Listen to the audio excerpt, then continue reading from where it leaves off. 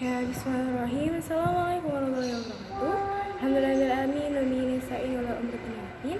Wassalatu wassalamu ala asyrafil anbiya mursalin sayyidina Muhammad wa ala alihi washabihi ajma'in amma ba'du.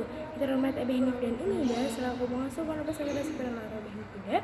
Terima juga dewan guru, pengurus dan teman-temanku sekalian yang saya banggakan.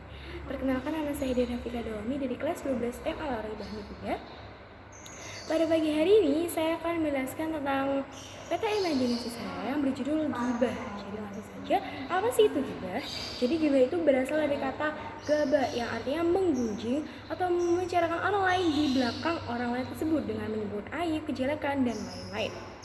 Gibah merupakan perbuatan tercela atau perbuatan buruk, jadi kita harus menghindari perilaku gibah ini. Nah, gibah itu bisa diartikan sebagai kita tuh membicarakan orang lain, membicarakan keburukan, kejelekan, atau membicarakan aib orang tersebut di belakangnya.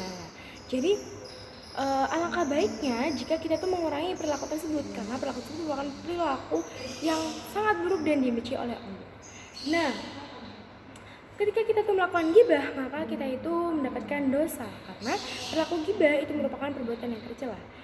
Nah, selain itu, ketika kita melakukan gibah itu juga bisa merendahkan derajat kita sendiri, bukan hanya ketika kita menggibahkan orang lain, kita kan merendahkan orang lain. Nah, ketika itu bukan hanya orang lain yang rendah derajat, maka kita sendiri juga akan derajat itu direndahkan oleh Allah SWT.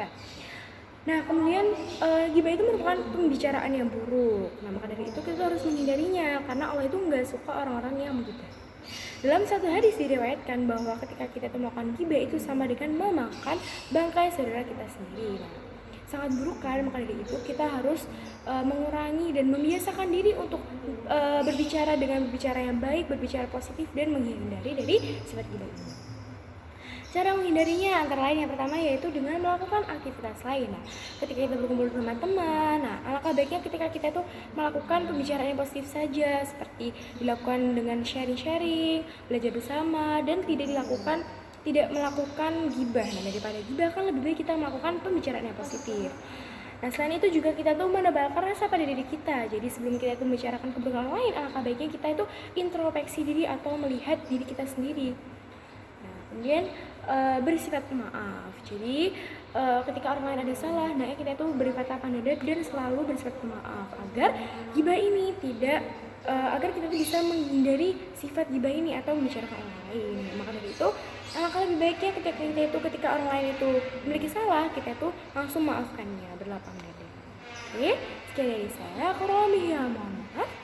Wabillahi taufiq wal hidayah. Saya Dina Fika Dawami. Wassalamualaikum warahmatullahi wabarakatuh.